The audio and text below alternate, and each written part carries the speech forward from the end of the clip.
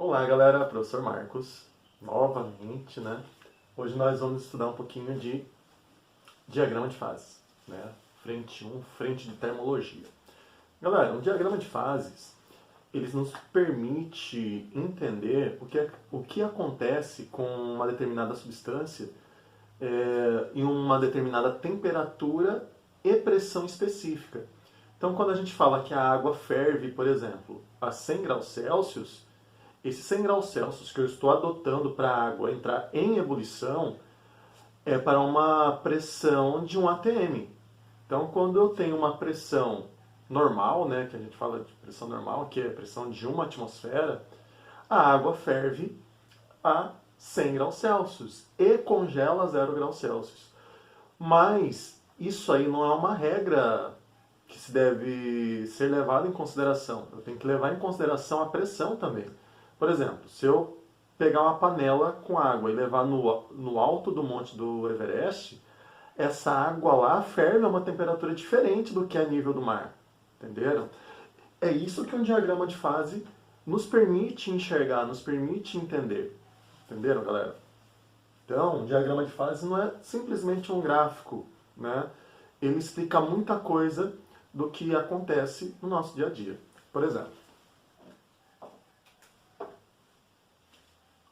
essa curva aqui, ó, essa primeira curva aqui de baixo, é chamada de curva de sublimação. Essa curva aqui é chamada de curva de sublimação. Por que curva de sublimação?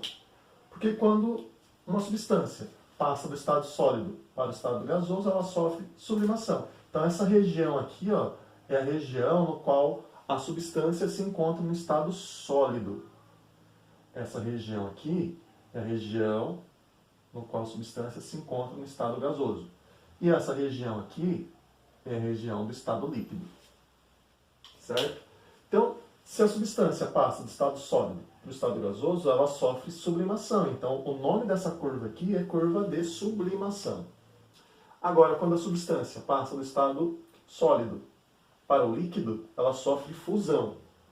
Então, o nome dessa curva aqui, ó, o nome dessa curva aqui é chamada de curva de fusão, certo? Curva de fusão. E quando a substância passa do estado líquido para o estado gasoso, ela sofre ebulição. Então, o nome dessa curva aqui é curva de ebulição ou curva de vaporização também. Tá? Dependendo da situação, tanto faz. Curva de ebulição, curva de vaporização. O processo reverso é válido também. Por exemplo, passar do estado sólido para o estado líquido. Né? Do estado sólido para o estado líquido, a substância sofre condensação. Então eu posso chamar essa curva aqui também de curva de condensação, não tem problema algum. Aqui é a mesma ideia, do estado líquido para o estado sólido, a substância está sofrendo solidificação. Então, o nome dessa curva também pode ser curva de solidificação. Então, dependendo da maneira que eu estiver analisando aqui, né? Está passando do sólido para o líquido. Eu posso chamar aqui de curva de fusão, ou do líquido para o sólido, curva de solidificação. Ok, galera? Tem mais alguns pontos que devemos entender só de enxergar esse diagrama de fases. Esse pontozinho aqui, ó, é conhecido como ponto triplo, ou ponto tríplice. Ponto triplo ou ponto tríplice. Nesse ponto aqui, a gente consegue obter a substância nos 3 estados da matéria ao mesmo tempo. Então, no ponto triplo, eu encontro a substância no estado sólido, líquido e gasoso ao mesmo tempo. Certo? Esse outro pontozinho aqui é chamado de ponto crítico. Ponto crítico. O ponto crítico, né, aqui nós teremos uma temperatura crítica. Por exemplo, quando nós temos um gás que está acima da temperatura crítica, eu não consigo fazer esse gás passar para o estado sólido ou líquido alterando sua pressão. O gás vai ser gás para sempre, se ele estiver acima do ponto crítico, certo? Se o gás estiver a uma temperatura acima da temperatura crítica dele, eu só vou encontrar esse gás no estado gasoso. Tá? Agora, se o gás estiver aqui nessa região, eu alterando o valor da pressão, eu consigo modificar o estado de gás para líquido ou o estado de gás para sólido. Vai depender da temperatura, certo? Então, por exemplo, essa curva aqui, essa curva representa a maioria das substâncias. Existe uma outra curva que representa as exceções, como a água, por exemplo. Água, bismuto, e mais algumas outras substâncias que eu não me recordo agora. Água, bismuto, depois no finalzinho da aula eu falo para vocês o restante. Eu vou desenhar o gráfico ali das exceções e já volto. Então, galera, esse diagrama de fases representa a maioria das substâncias e esse diagrama de fases representa as exceções. Tá aqui as exceções, tá? Água é uma exceção, bismuto e antimônio. Se eu não me engano, ferro também, tá? Depois eu vou dar uma conferida, vou dar uma estudada e falo para vocês se o ferro também faz parte desse tipo de curva, tá? Geralmente os materiais que têm dilatação anômala obedecem a essa curva aqui, tá, galera? Ó, qual que é a diferença desse diagrama de fases para esse? É só essa curva aqui, ó. A curva de fusão, ela não é inclinada para frente, ela volta um pouquinho aqui para trás, certo? O que isso nos permite dizer? Por exemplo, nós sabemos que a água congela a 0 graus Celsius. Vamos supor, tá? Aqui está tudo fora de escala, então dá para ter uma boa referência. Então, ó, vamos supor que exatamente nesse ponto é a temperatura de 0 graus Celsius. 0 graus Celsius. Vamos supor que aqui não seja 0 graus Celsius. Aqui seja 0 graus Celsius. Vamos supor que aqui seja o zero absoluto, tá? Aqui é 0 graus Celsius. Então, a 0 graus Celsius, a água congela a uma pressão de 1 atmosfera. Ok? Então, novamente. Vamos supor que aqui representa o 0 graus Celsius, né? E eu quero analisar o ponto de fusão da água. Então, eu vou aqui na curva de fusão, ó, projeto uma linha paralela ao eixo da pressão aqui, ó, até chegar lá na curva de fusão. Então, eu sei que se eu tiver uma substância nesse ponto aqui, nesse ponto, a 0 graus Celsius, eu sei que a pressão naquele ponto é 1 atm. Se eu aumentar a temperatura, o que vai acontecer? Ó? Se eu aumentar a temperatura, 1 grau Celsius, ó. Se eu aumentar a temperatura, mantendo ainda a mesma pressão, ele vai deixar de estar no estado mudando, né, em transição, e vai passar para o estado líquido. Né? Exatamente aqui ele está mudando o estado da matéria. Então, 1 grau Celsius, né, ele já vai estar no estado líquido, se eu não alterar a pressão.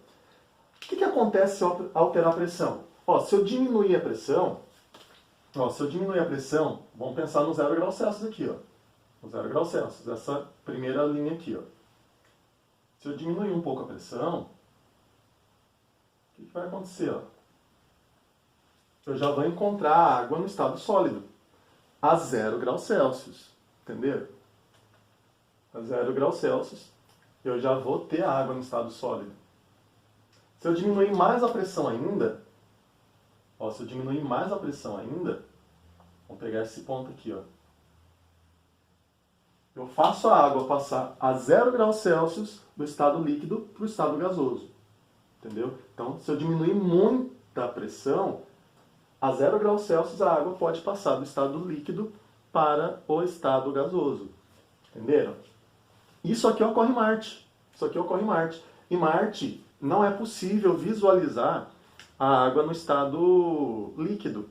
Mas eles sabem que tem, na época de inverno, lá que é muito frio, aparece em gelo. E na época do verão, o gelo some. Não tem um estado líquido da água lá. Como a temperatura lá é muito pequena, e a pressão lá também é muito pequena, porque lá tem, se eu não me engano, 10% da atmosfera da Terra, então a pressão é muito pequena. Então a pressão é muito pequena e a temperatura também. Então, quando modifica aqui a temperatura, quando a temperatura desce muito, ó, pensa aqui, ó, 0 graus Celsius. Se a temperatura descer muito, ele vai passar do estado gasoso para o estado sólido. Entenderam? Então, é dessa forma que a gente analisa um diagrama de fases. Eu fixo uma variável, vou fixar a temperatura, então eu vou variar a pressão para ver o que vai acontecer com a substância. Então, mais ou menos aqui, ó, sei lá, 0,1 atm, a substância está no estado gasoso.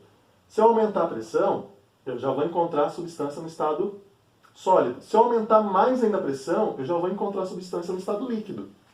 Entenderam? Então, dessa maneira que a gente analisa, basicamente, um diagrama de fases. Entenderam, galera? Então, esse diagrama de fase representa as exceções e esse diagrama de fases a maioria das substâncias. Galera, antes da gente resolver o exercício, não dava para ficar sem explicar a experiência de Tyndall. Ó, o que ele fez? Vamos supor que isso aqui é uma barra de gelo, né? Se nós pegarmos dois pesos, bem pesadinhos, 10 kg, 20 kg cada um, e colocar num arame bem resistente, bem fino. Ó, vou pegar um aramezinho, passar aqui, ó. Aí dá a volta lá atrás do gelo. E coloca os pesos aqui, ó. Um desse lado e um outro desse lado. Galera, nós sabemos que pressão é força sobre área. Então, a pressão é inversamente proporcional à área. Então, quanto menor for a área de contato, maior é a pressão. Quanto menor for a área de contato, maior é a pressão. Então, aqui, por exemplo, eu tenho uma força atuando numa área muito pequenininha aqui em cima do gelo, né? Eu vou redesenhar aqui o diagrama de fases da água. Olha só o que acontece. Então, nesse caso aqui, eu estou alterando a pressão na superfície ali onde o arame está encostado na superfície do gelo.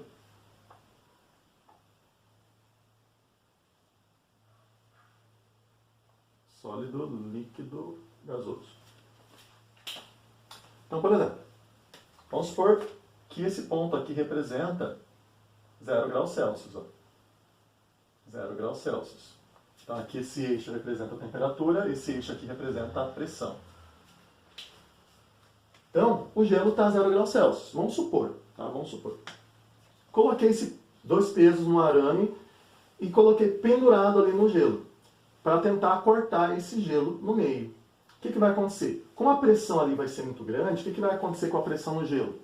A pressão vai deixar de ser um atm exatamente naquele ponto. A pressão vai ser maior, vai ser bem grande, certo? Então, onde o arame estiver passando, a pressão é tão grande que o gelo deixa de ser gelo. Ele passa do estado sólido para o estado líquido, naquele ponto. Então o gelo, o arame vai cortar o gelo e na hora que o arame for passando, como o gelo está a 0 graus Celsius, a água volta a congelar aqui novamente, entendeu? Então o arame todo vai passar pelo gelo e não vai cortar o gelo, justamente por causa dessa experiência, é chamada de regelo, né? Como está a 0 graus Celsius, ele volta a ser gelo novamente, exatamente naquele ponto. O patins de patinação no gelo, a área de contato dele é tão pequena, né, as pessoas conseguem escorregar com facilidade no gelo, porque a pressão é tão grande naquele ponto que o gelo derrete e a pessoa consegue deslizar com maior facilidade, entendeu? Então, onde a pessoa passa, na verdade, deixa um caminho, uma linha de água que logo se congela, devido ao aumento de pressão naquele ponto. Interessante, né, galera? Agora sim, vamos resolver o exercício. Vamos lá, vamos resolver o exercício. Então, Física 1, livro 3, página 6, questão número 1, atividade de sala, galera. A figura representa parte do diagrama de fases da água. Já vou desenhar aqui, tá? Com base nas informações da figura, pode-se afirmar que acima do nível do mar... Galera, o que significa acima do nível do mar? Vou fazer uma perguntinha aqui para vocês antes de desenhar o diagrama de fases. Vamos supor que aqui é o nível do mar, aqui é o Monte Everest. Onde a pressão é maior? Ao nível do mar ou no alto do Everest? Galera, a pressão é maior onde tiver uma coluna de gás maior sobre o ponto. Então aqui tem muito mais gás nesse ponto, pressionando aquele ponto lá embaixo, do que aqui em cima. Então a pressão lá no alto é menor do que a pressão aqui embaixo, certo? Então, um ATM seria a pressão ao nível do mar. Um ATM seria a pressão ao nível do mar. Se eu pegar uma água para ferver, colocar para ferver aqui em Cuiabá, que está acima do nível do mar, a água não vai ferver a 100 graus Celsius. Vai ferver a uma temperatura menor. Tá? Já vou desenhar o diagrama de fases para a gente entender isso. Atividade de sala. A figura representa parte do diagrama de fases da água. Com base nas informações da figura, pode-se afirmar que acima do nível do mar, então vamos analisar acima do nível do mar. Galera, acima do nível do mar a pressão é menor. Acima do nível do mar a pressão é menor. Se a pressão é menor, olha só, o exercício nos deu esse gráfico aqui. A 0 graus Celsius, a água passa do estado sólido para o líquido se a pressão for um ATM. E a 100 graus Celsius, a água passa do estado líquido para o gasoso se a pressão for um ATM. Então isso aqui é para uma atmosfera de pressão. O que acontece se eu diminuir a pressão? Vamos diminuir a pressão. Vou diminuir a pressão para uma pressão menor que um ATM. Diminuir a pressão aqui para uma pressão menor que um ATM. Então, se eu diminuir a pressão, o que vai acontecer com o ponto de fusão? A temperatura de fusão vai aumentar. A temperatura de fusão vai aumentar, porque eu diminuí a pressão, certo? Então, a água passa do estado sólido para o líquido a uma temperatura superior que 0 graus Celsius. E a água passa do estado líquido para o gasoso a uma temperatura inferior que 100 graus Celsius. Entenderam? Então, baseada nessas informações, vamos analisar as alternativas. Alternativa A. A água pode estar líquida em temperaturas negativas. Galera, a água vai estar líquida em temperaturas negativas. Aqui, acima de 0 graus Celsius, ela já está congelada. Entendeu? Se eu estiver analisando pressão, igual ele falou, acima do nível do mar. Então a pressão é menor. Então, nesse ponto aqui, a temperatura é positiva e a água já está sólida. Ou está passando do estado sólido, do líquido para o sólido, se eu estiver diminuindo a temperatura. Então, eu não vou encontrar a água no estado líquido se eu diminuir a temperatura. Tá, galera? Temperaturas negativas, eu vou encontrar a água no estado líquido em temperaturas positivas. E acima dessa temperatura que a gente não sabe, né? O gráfico não falou a pressão aqui pra gente. Então, letra A é falsa. Letra B. A água entra em ebulição a temperaturas maiores do que 100 graus Celsius. Não, se eu diminuir a pressão, a água vai entrar em ebulição em temperaturas menores que 100 graus Celsius. Entendeu? Nesse ponto aqui que a água vai entrar em ebulição. Então, letra B é falsa. Letra C. A água congela em temperaturas abaixo de zero. Não, a água congela em uma temperatura aqui que é maior que zero, que a gente não sabe o valor, mas eu sei que é uma temperatura superior que zero. Então, letra C é falsa também. Letra D. A água vaporiza em temperaturas abaixo de 100 graus Celsius. Vapor. Curva de vaporização está aqui. Então, a água vira vapor em temperaturas abaixo de 100 graus Celsius. No caso, é verdadeiro. Até aí está verdadeiro. Vamos ver a última. Letra D, hein? Vamos ver a última. O gelo funde a 0 graus Celsius e vaporiza a 100 graus Celsius. Se você analisar o exercício, olha, eu vou até voltar lá no enunciado. Com base nas informações da figura, pode-se afirmar que acima do nível do mar. Então, acima do nível do mar, a pressão é menor. Então, você tem que analisar a pressão menor. Então, se a pressão é menor, a água vaporiza a uma temperatura menor que 100 graus Celsius e ela congela a uma temperatura superior que 0 graus Celsius. Então, a letra E está fora. Se fosse um ATM, estava certo. Se fosse ao nível do mar, estaria certa a letra E. Então, a letra D. A água vaporiza em temperaturas abaixo de 100 graus Celsius. Sim, ó. A água vai vaporizar uma temperatura inferior que 100 graus Celsius. Letra D de Drácula. Letra D de Drácula. Questão muito interessante, cara. Muito legal a questão, hein? Muito bacana. Vamos fazer mais um. Vamos fazer mais uma questão. Mesma página, tá, galera? Atividade de sala, questão número 4.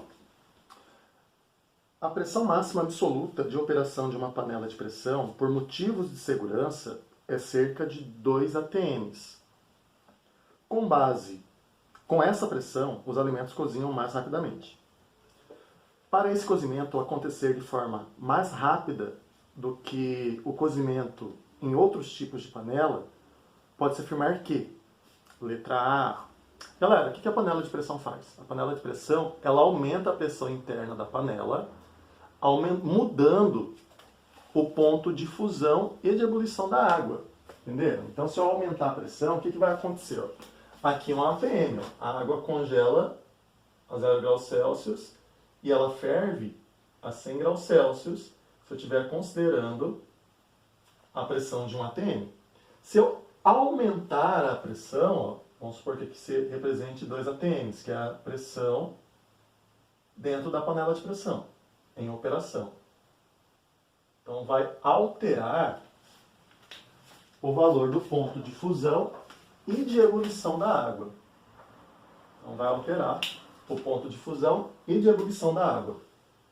Então, a água vai ferver a uma temperatura superior que 100 graus Celsius. Tá? É aproximadamente 120 graus Celsius. Tá? É aproximadamente 120 graus Celsius. Então, galera, a panela de pressão faz isso. As panelas comuns, elas estão expostas à pressão da atmosfera. Então, a água ferve em aproximadamente 100 graus Celsius, se estiver em uma região que a pressão é um ATM. Aqui em Cuiabá, a água não ferve a 100 graus Celsius. Ferve a uma temperatura menor, porque aqui nós estamos acima do nível do mar.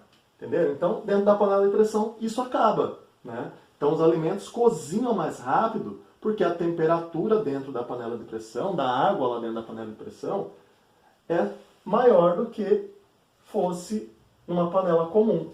Vamos analisar as alternativas agora? Alternativa A. A pressão sobre o líquido permanece inalterada. Falsa. A pressão sobre o líquido aumenta. A pressão exercida na panela, na parede da panela de pressão, permanece inalterada. Falso. Letra C. O aumento da pressão comprime os vapores existentes na panela. Falso. O vapor ele escapa pela válvula, né? Aquela válvulazinha fica girando.